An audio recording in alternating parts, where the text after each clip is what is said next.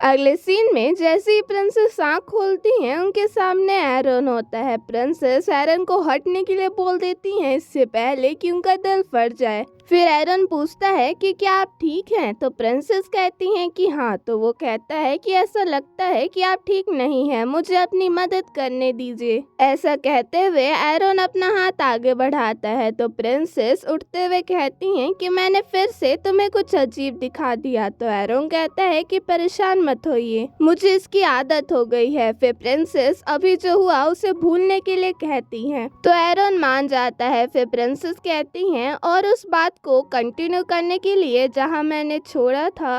तो एरन को उनकी बातें याद होती हैं कि भले ही वो अपने एंगेजमेंट तोड़ने के बाद कुछ भी करे, एरन को कुछ नहीं करना है। तो प्रिंसेस कहती हैं कि तुम कितने ज्यादा भरोसेमंद हो। तो एरन कहता है कि हाँ। पता नहीं क्यों प्रिंसेस को एरन के ऊपर काफी ज्यादा गुस्सा आ रहा होता है। तो वो कहती हैं कि क्या हम लोग खोदना चालू करें। तो एरन कहता है कि नौकर अभी तक आए नहीं है। तो वो कहती हैं कि यहाँ पर एक खाली पॉट है और फावड़ा है। तो फिर एरन कहता है क्या मुझे ये करना पड़ेगा। तो प्रिंसेस कहती है तो फिर क्या मैं करूँ। फिर हमें शाम का सीन दिखाया जाता है जो किसली है। वो कहते हैं कि क्या हुआ अभी। तो फिर एरन कहता है कि मुझे हिज हाइनेस थियोर के बर्थडे सेलिब्रेशन का इनविटेशन मिला। तो किसली कहते हैं कि ऑलरेडी मैं लेडीज का लाइन देख सकता हूँ जो तुम्हारे पार्टनर बनने का इंतजार कर रहे हैं। तो एरन कहता है कि तुम्हें परेशान होने की जरूरत नहीं है, मेरे पास पहले से ही एक पार्टनर है। ये सुनने के बाद वो शॉक हो जाते हैं। तो एरन कहता है कि एक लवर नहीं। तो गिस्ले कहते हैं लेकिन तुम्हारे पास एक पार्टनर है। तो एरन कहता है कि हाँ। तो फिर वो कहते हैं कि क्या ये हर हाइनेस रेगिना है। तो एरन कहता है कि मैं आपको बता नहीं सकता। तो गिस्ली अपना सर पकड़ते हुए कहते हैं कि तो ये हर हाइनेस ही है, पता नहीं वो क्या सोच रही हैं। फिर वो सोचने लगते हैं कि कैसे प्रिंसेस पहले एक बेचारी लड़की थी लेकिन अभी वो काफी बदली हुई लग रही थी। फिर वो एरन से कहते हैं कि तुम्हारे अंदर इतनी हिम्मत थी कि तुम हर हाइनेस के सामने वैसे ही चले गए। भले ही वो इतने जल्दी आए लेकिन फिर भी हमें उन्हें अच्छे से ग्रीट करना चाहिए। एरन कहते हैं कि मैं बस उन्हें इंतजार नहीं करवाना चाहता था। तो गिस्ली कहते हैं कि मुझे सच बताओ। तो एरन कहते हैं कि वो काफी ज्यादा परेशानी भरा था।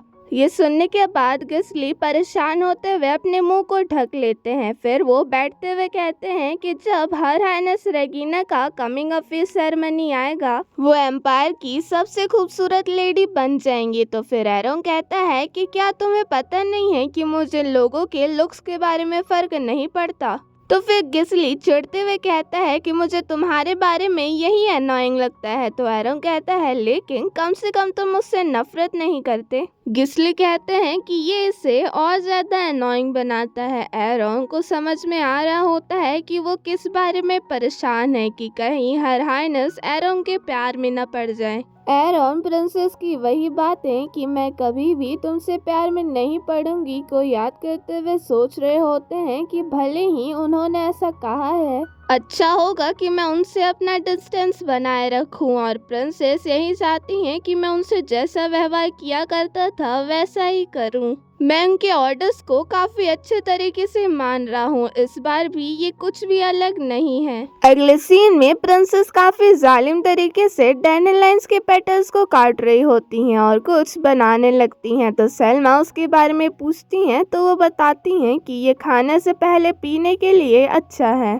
तो सेल्मा घबराते हुए पूछती हैं कि आप किसके खाने की बात कर रही हैं। तो प्रिंसेस कहती हैं एम्परर और मेरे प्यारे छोटे भाई की ऑफ कोर्स। ये सुनने के बाद उन लोग सोचते हैं कि ये ऑब्वियसली जहर देना है। प्रिंसेस सोच रही होती हैं कि क्योंकि मैंने इसे सिल्वर के बर्तनों में बनाया है कोई भी नहीं सोचेगा कि इसके अंदर जहर है। और द विचेस टीयर जिसने एम्परर को मारा था वो औरतों के ऊपर काम नहीं करता। जो रीजन है वो पता तो नहीं है लेकिन शायद ये इस कारण था क्योंकि इसे एक विच ने बनाया है। मैं थोड़ी सी परेशान हूँ क्योंकि इसके ऊपर यानी कि एंटीडोट के ऊपर ज्यादा इंफॉर्मेशन नहीं है, लेकिन मैं तो इसे नहीं पीने वाली हूँ इसलिए छोड़ो। फिर वो ऊना और शेफ को अपने पास बुलाने लगती हैं। तभी वहाँ पर योर मैजेस्टी के अटेंडेंट आते हैं और हम देखते हैं कि किचन में क्या हालत चल रहा होता है। फिर जो प्रिंसेस है वो अच्छे से अपने उस जहरीले मेरा मतलब एंटीडोट को सर्व करती हैं और योर मैजेस्टी के पास ले जाने लगती हैं।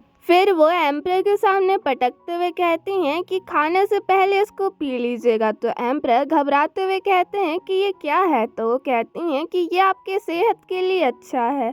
फिर थियोर और एम्प्रर उसे देखने लगते हैं। फिर एम्प्रर हिम्मत करते हुए उसे पीते हैं, लेकिन इसका टेस्ट वाहियात होता है। वो कहते हैं कि इसका फ्लेवर यूनिक है। तो प्रिंसेस कहती हैं कि चीज़ें जो आपके सेहत के लिए अच्छी हैं वो तो कड़वी होंगी ही। फिर वो थियोर की तरफ देखती हैं। तो थियोर कहता है कि क्या तुम्हें लगता है अगर तुम ऐसे देखोगी तो मैं डर जाऊंगा। तो प्रिंसेस कहती हैं परेशान मत हो, मैंने वो अपने साथ नहीं लाया है। वो अपने बैट यानी कि अपने club of love and justice की बात कर रही होती हैं। फिर वो थियोर को पीने के लिए देती हैं, लेकिन थियोर उन्हें चिढ़ाते हुए भाग जाता है। फिर वो एम्प्रर से कहती हैं कि क्या आप इसे खत्म नहीं कर रहे हैं। मैं आपको बता दूं कि जब ये ठंडा हो जाएगा तो इसका स्वाद और ज्यादा बदतर हो जाएगा, और ये वो भी चाय है जो मैंने योर मैजेस्टी के सेहत के बारे में सोचते हुए बनाया है, बहुत ज्यादा मेहनत कर सुबह से। ये सुनने के बाद कि उनकी प्यारी बेटी ने कितनी मेहनत की है, वो पूरे कप को पी जाते हैं। फिर रेगीना जाने लगती है तो वो कहते हैं कि तुम कहाँ जा रही हो। तो रेगीना कहती हैं मैं सुबह हल्का खाना पसंद करती हूँ। फिर वो उन्हें ये भी बताती हैं कि सेल्मा कल से रोज ये मेडिसिन उनके पास लेकर आएंगी। बेचारे एम्प्रर अपने आप को इस बात से दिलासा दे रहे होते हैं कि इससे कुछ भी नहीं होगा, क्योंकि ये एक एंटीडोट है। फिर बाहर जाने के बाद रेगीना ऊना से अपना club for love and justice मंगवाती है। अब उसके बाद क्या हुआ होगा वो तो आप जानते ही हैं। अगले सीन में रेगीना नहा रही होती हैं और सेल्मा बताती हैं कि थियोर ने जिन्होंने भी रूमर्स फैलाया है उनको क्या पनिशमेंट देना है वो डिसाइड कर लिया है। वो दोबारा कभी कैपिटल में कदम नहीं रख पाएंगे। फिर प्रिंसेस कहती हैं कि सेल्मा ये बैंक्वेट काफ़ी ज़्यादा इम्पोर्टेंट है। तो सेल्मा कहती हैं कि हाँ, और वो सोच रही होती हैं कि मुझे नहीं पता कि क्यों प्रिंसेस थियोर की तरह बनने की कोशिश कर रही हैं, लेकिन उन्होंने कभी भी कोई गलत फैसला नहीं लिया है, जब वो छोटी थी तब भी। तो जब तक प्रिंसेस मुझे इसकी वजह बताने का फैसला ना कर ले तब तक मैं इंतजार करूंगी। तभी रेगीना कहती हैं कि और हाँ, थियोर के पास अल्कोहल नहीं होना चाहिए, उनसे कहना कि अगर वो उसे रोक ना पाए तो मुझे बुलाएं। फिर वो हरमन के पार्टनर के बारे में पूछती हैं। तो सेल्मा बताती हैं कि वो वेडस विस्काउंटी की यंग लेडी हैं, अनीता वेडस। कुछ सालों पहले सब लोग वेडस के परिवार में बस उसको छोड़ के मर गए थे, और तब डुक सिवलिस ने उन्हें अंदर लाया। उन लोग कोई स्पेशल रिलेशनशिप में नहीं है, और जैसा कि मैंने सुना है वो भाई बहनों की तरह है। तो प्रिंसेस कहती हैं कि आखिरकार हम मिल ही गए, और सोचती हैं कि इस बार मैं चीज़ों को तुम्हारे तरीके से जाने नहीं दूंगी। एंगेजमेंट को तोड़ना मेरा ऐलान है, मेरा ग्रैंड और बड़ा ऐलान वॉर का। फिर हमें रात का सीन दिखाया जाता है। प्रिंसेस काफ़ी ज़्यादा प्यारी लग रही होती हैं। तो ऊना कहती है कि योर हाइनेस आप काफ़ी ज़्यादा प्यारी लग रही हैं। हम देखते हैं कि सेल्मा काफ़ी ज़्यादा गर्व महसूस कर रही होती हैं। तो प्रिंसेस कहती हैं कि ये अच्छा होगा अगर वो बात सच है, लेकिन यूना क्या तुम कुछ भूल नहीं रही हो, मेरे पार्टनर आज सर एरन है। फिर वो सेल्मा से कहती हैं कि जो गिफ्ट मैंने सर एरन को भेजा है, क्या तुम्हें लगता है कि उन्हें वो पसंद आएगा। तो फिर सेल्मा कहती हैं कि हमने रेड डायमंड का इस्तेमाल किया है उसके कलर उनकी आंखों से मैच करने के लिए। उन्हें ज्वेलरी के बारे में ज़्यादा पता हो या फिर ना हो, उन्हें गिफ्ट ज़रूर पसंद आएगा। तो प्रिंसेस कहती हैं कि अच्छा होगा अगर वो सच है। तो हमें बताया जाता है कि प्रिंसेस ने एरन को कप्स गिफ्ट किए हैं उनकी ज्वेलरी से मैचिंग। तभी जो अटेंडेंट है वो कहते हैं कि लेडी रेगीना आपका समय आ गया है। प्रिंसेस सोचती हैं कि वो दिन आखिरकार आ ही गया, ये समय है मुझे मेरे दुश्मनों से मिलने का।